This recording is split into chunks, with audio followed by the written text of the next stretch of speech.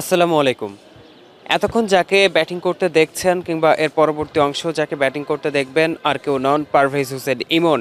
গতবারের ডিপিএলে তিনটি শতক পারভেজ ইমন হাঁকিয়েছিলেন এবং এই শতক হাঁকিয়েছিলেন তিনি ১৩টা ইনিংসে ৩ শতকের পাশাপাশি ছিল ২টি অর্ধশতকের ইনিংসও।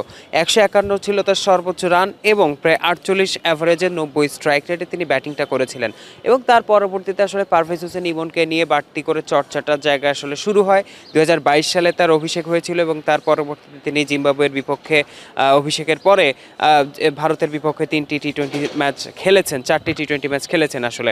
এবং সব কিছু মিলিয়ে জাতীয় দলে পারভেজ হোসেন ইমনের অভিষেকটা হয়েছে এর আগে টি-টোয়েন্টি ফরম্যাটটা, এবং ওডিআই ফরম্যাটটায় পারভেজ হোসেন ইমনের অভিষেকটা এখনো হয়নি। এবং নির্বাচকরা তাকে এবারে চ্যাম্পিয়ন্স ট্রফির যে স্কোয়াড সেখানে রেখেছিলেন।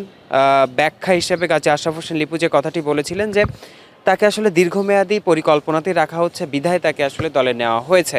এবং দীর্ঘমেয়াদী পরিকল্পনাতে যেহেতু পারভেজ হোসেন ইমনকে রাখা হয়েছে, তার মানে হচ্ছে তাকে ৫০ ওভারের ওই যে লঙ্গার ভার্সন, মোটামুটি একদিনের যে লঙ্গার ভার্সন ফরম্যাটটা, ৫০ ওভারের যে ফরম্যাটটা, সেখানে তাকে আসলে পরীক্ষা দিতে হবে। পরীক্ষা তো তিনি গত মৌসুমে দিয়েছেন, তাকে আসলে ওই ইনিংস বড় করে খেলার ওই জিনিসটা আসলে আবারও প্রমাণ করার একটা মঞ্চ তিনি পাচ্ছেন ডিপিএলের এবারের আসরে।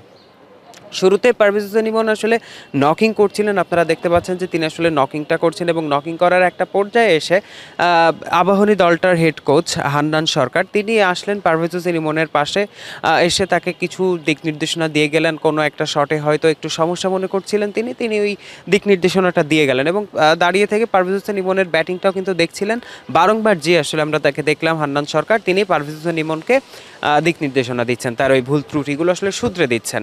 এবং একটা পর্যায়ে যে পারভেজ হোসেন ইমন তারপরে একটু বড় শট খেলার চেষ্টা করলেন এবং এই বড় শট খেলার বা আক্রমণাত্মক ক্রিকেট খেলার যে ভঙ্গিমা বা খেলতে পারার যে দক্ষতা, সেই জায়গাটা কিন্তু পারভেজ হোসেন ইমনকে একটু এগিয়ে রেখেছে। এবং এই কথাটা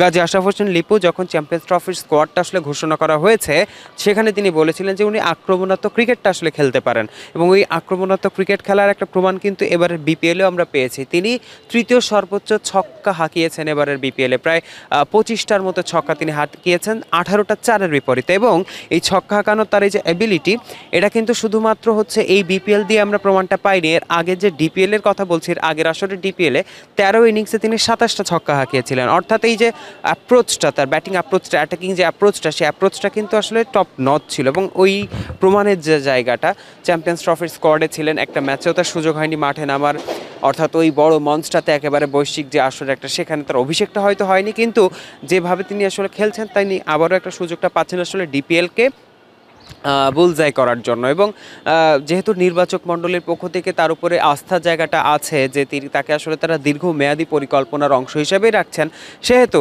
পারভেজ হোসেন ইমনকে আসলে নজরটা আবারও কাটতে হবে, নজর তিনি আবারও হয়তো কাড়বেন এবং সেই লক্ষ্যেই প্রস্তুতিটা সারছেন। এই ছিল পারভেজ হোসেন ইমনকে নিয়ে আসলে প্র্যাকটিস সেশনের যে অংশটা, সেটা বড় বড় শট খেলতে আমরা তাকে দেখেছি। পারভেজ হোসেন ইমনের ব্যাটিং নিয়ে আপনারা কি ভাবছেন? মন্তব্য মতামত লিখে জানাতে ভুলবেন না কমেন্ট বক্সে। ধন্যবাদ।